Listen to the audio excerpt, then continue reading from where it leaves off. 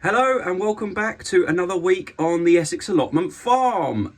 So we've had a really hot week, and one of the main tasks that I've had this week is to keep those little baby lettuce plugs that we planted in last week's vlog alive. A bit of poor planning on my part. We stuck them out, and then literally 2 days later we had 30 degrees towards the end of September in Essex, which was pretty crazy. Let me show you how they've survived. Kept them by watering them a couple of times a day, and we'll take it from there.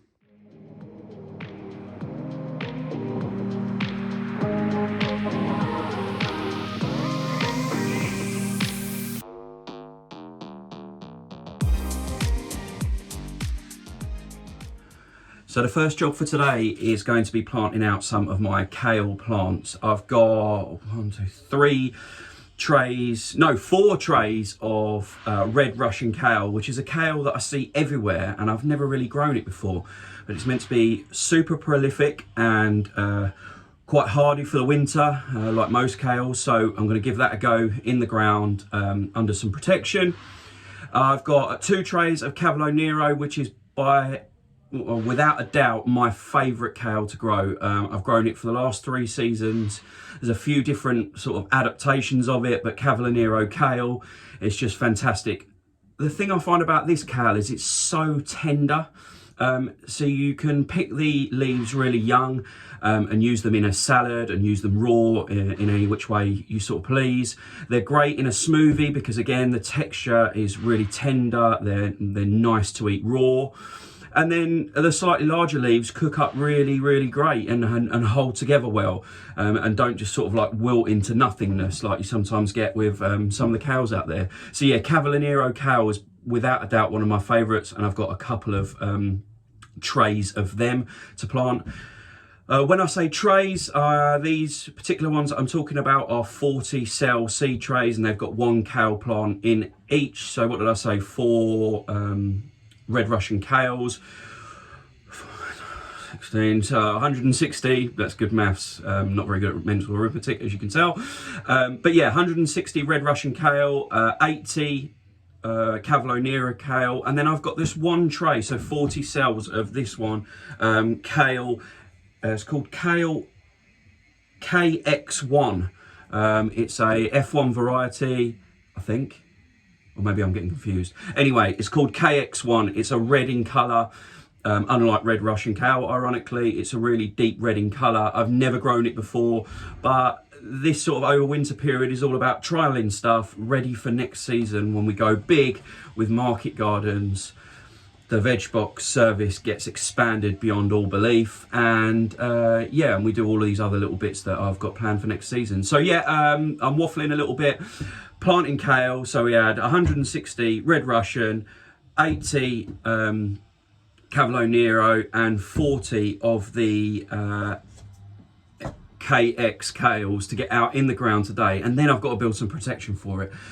So you do the maths, that's a lot of kale plants to get out in the ground, and I'm going to jump straight into it now.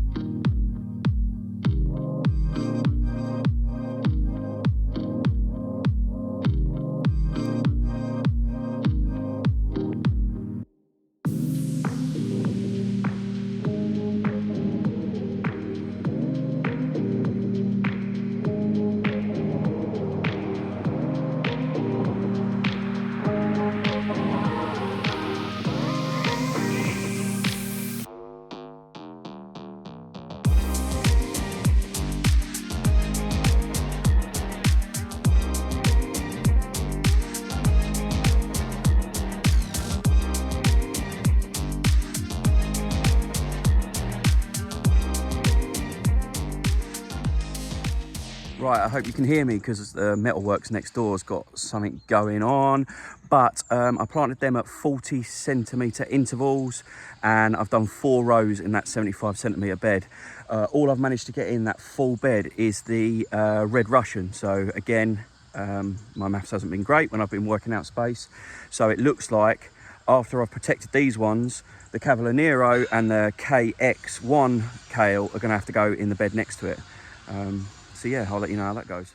Right, it's time to use that massive roll of Enviromesh to build some protection.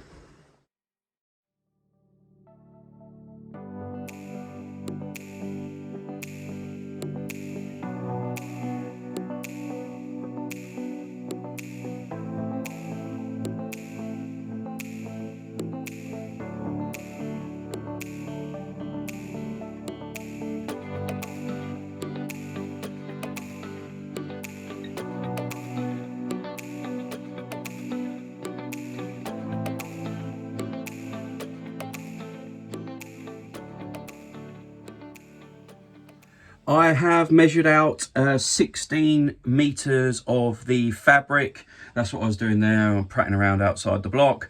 That leaves me half a meter at each end, with the beds being 15 meters long for a bit of slack and to just sort of like tie it down. The protection itself is Enviromesh, which is a really fine netting. I'll show you that in a minute up close.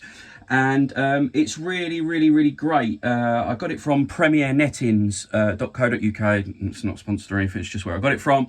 And what I love about it is it's 2 meters wide, so it's plenty. I've ordered the one that's plenty wide enough, but the edges are like, I don't know what the technical textiles term is for it, but they're like folded over and stuck together, or, you know, machined back down, whatever, however they do it, which means it won't fray. Basically, you know, it's really neat edges, really tidy. It doubles up the strength on the edge, so when I start pushing pins through it, I can push the pins through that doubled up bit and it will remain really strong and won't tear, which is fantastic. An added bonus because I didn't see that when I ordered it. So this is the netting, really fine mesh. Should keep out most of the bugs and flies, and that is the edging that I was talking about. So that's both sides of the 2 meter roll, just doubled up in thickness, which is fantastic.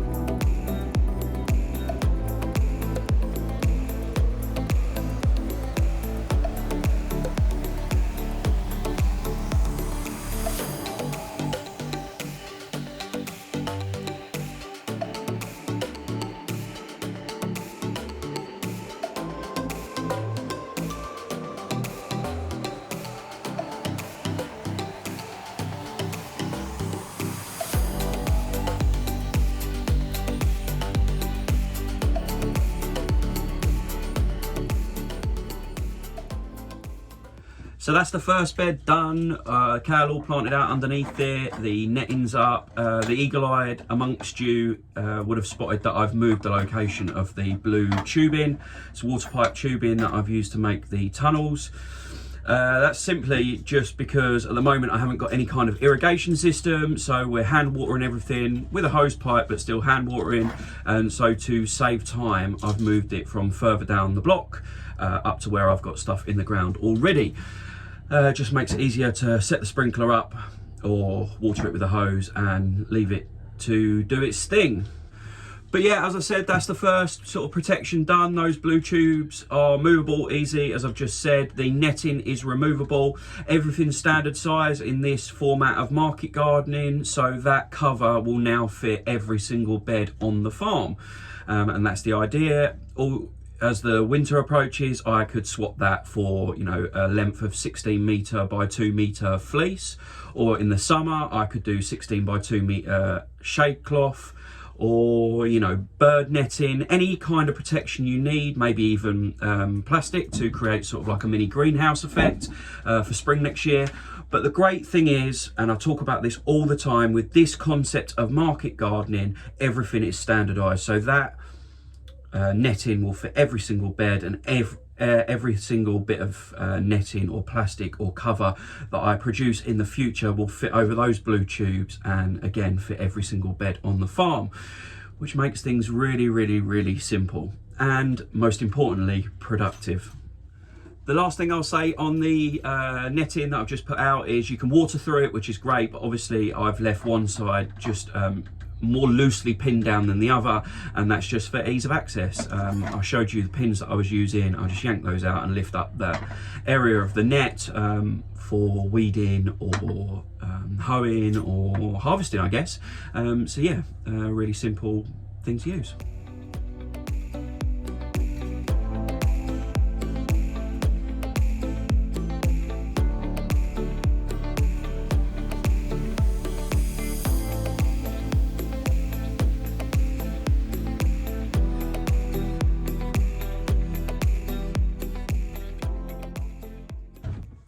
So that was just a little sneaky peek into what might be happening next week. Obviously you saw more blue tubing, so I've got to get that second bed of kale sorted. And then behind me is the stuff that I've just brought in, and that is going to be the makings of my root washing station or vegetable washing station. I'm going to have a little outside table where I can wash off the worst of some of the dirt on site before I take it away to prep it properly for the veg boxes or, you know, farm stands or whatever. So that should be in next week's vlog. Yeah, it's been one of those weeks where I haven't got loads and loads done. No volunteers this week because I just simply couldn't get to the farm enough. But like I said, I'm way ahead of schedule. It's only this time that I was meant to be starting. You know, this was still meant to be an empty field right here, right now. And then the beginning of October was meant to be the time when I started putting block A and block B together. So, you know, we're still way, way, way ahead of schedule. So it doesn't actually matter if I have a slightly less productive week like I've had this week because of other commitments and stuff. The main thing is we're still way, way, way ahead of schedule, and which is great because that means I can get garlic in soon, onion sets in soon, and all those things that need to overwinter, broad beans, maybe some field beans to add nitrogen to the soil, that kind of thing. So yeah, watch this space. There should be loads more going on in the coming weeks, prepping all for next year. Like always, thank you so much for watching. I hope you enjoyed it. If you did, hit the like button for me, share it with your friends on social media, and click subscribe, obviously, if you haven't already, so you don't miss anything in future. And also, check out my sort of thing that I'm going to be doing in between these weekly vlogs now, which is, or farm vlogs, should I say, which is, I'm going to be vlogging about other people's allotments. So it seems to have gone really well with the video I've got up about Danny, aka Plot 81. Really enjoyed snooping around her plot, and I'm going to be continuing that with other growers that I've either met or, you know, come across on social media. So watch this space. Thanks a lot for watching. See you later.